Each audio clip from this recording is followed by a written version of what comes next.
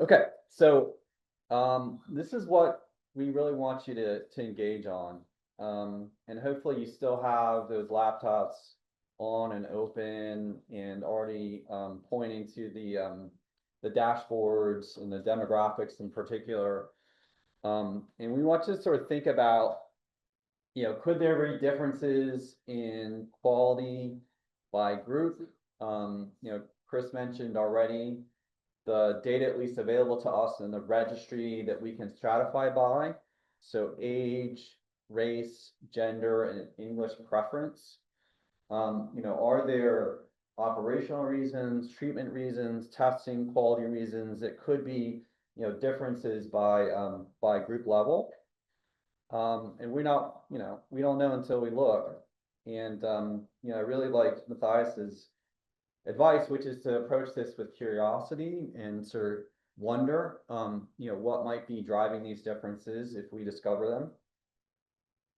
I'm going to walk through a couple high-level examples of at least what we in the coordinating center noticed as we were doing the same kind of exercise, but at the kind of collaborative network level. And Chris mentioned, actually, you stole my thunder on a couple of these, but I'll talk a little bit more in detail, at least from my perspective of this. So let me orient you to the figure here. This is just straight off the dashboard. There's only one pie chart because we're looking at the entire network, not network plus site.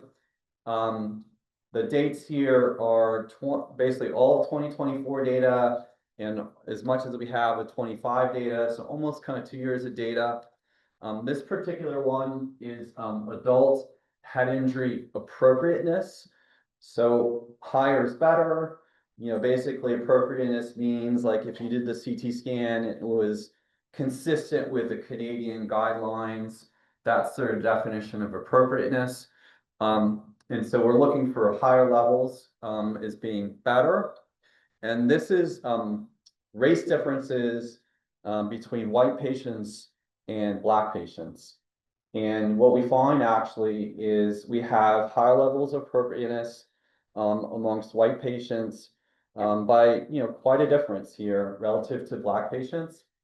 The dot plots on the bottom are just those like 2 years of data, but you can also see the line graph showing the trends over time across the network. And it seems fairly consistent, at least like at the aggregate network level, that there are potentially these like legitimate differences. Now, of course, this doesn't tell us the why. I mean, this is where I think you have to think, approach it with curiosity.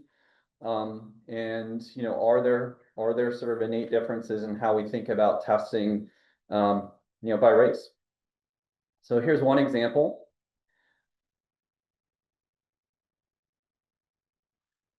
Here's another one that we thought was interesting too to sort of pull out. So this is the analogy. So this is the pediatric measure, where we're looking at lower actually is better.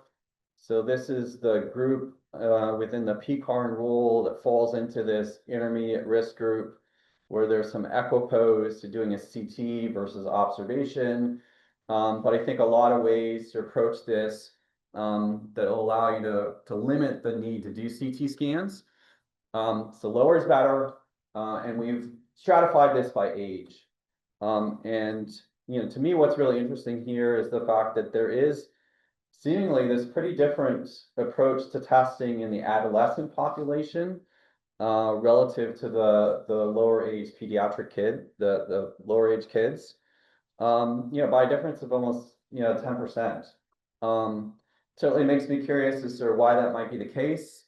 Maybe there's some legitimate, clinically warranted reasons, but maybe this is also a way to spotlight, a population to target for quality improvements, given that maybe we've plateaued, in the younger age group. And so this is the opportunity to think about, could we target some ways to do better in the adolescent group? I've got one more, and this is the one that Chris already kind of mentioned.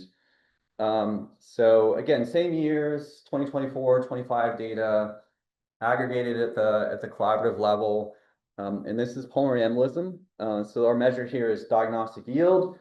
So the proportion of CTs indicated for pulmonary embolism that result in a diagnosis of PE. And this is by gender. And my take home is, gosh, like we actually do most of our chest CTs in females. Almost 60% of all the studies are done on women. And there may be reasons for that. Chris was already mentioning, of course, there's some risk factors, tied up in some of this decision making. But on the flip side, our diagnostic yield is almost 2% less in women, and perhaps we are over interpreting those risk factors as we think about how to apply clinical decision rules around pulmonary embolism. Maybe we should be doing more D-dimers in females than we probably are right now. I think this is part of the exercise that we want you to think through as you dig into your own site level data and some of these disparities that you may discover.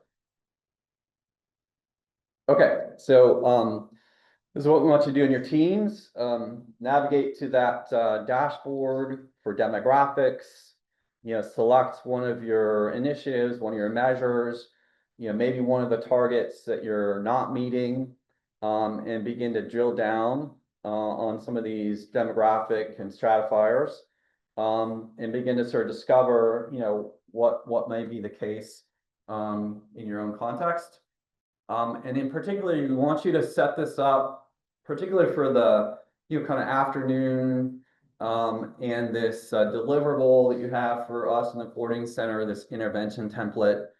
And we think it'd be wonderful if you could think about potential interventions that you could build into that template that speak to some of these differences that you may discover, as you do your own data exploration. That template is due November 15th. We'll talk a little bit more about that in the afternoon session as well. And then we'll wrap up the session here with a little bit of an interactive poll just to get some feedback and summarize what you all work on. So we have probably 15 minutes right now. So I'm going to stop talking, and we'll circulate around and troubleshoot if there's any issues. But why don't you go ahead and get started with doing a little searching. Thanks.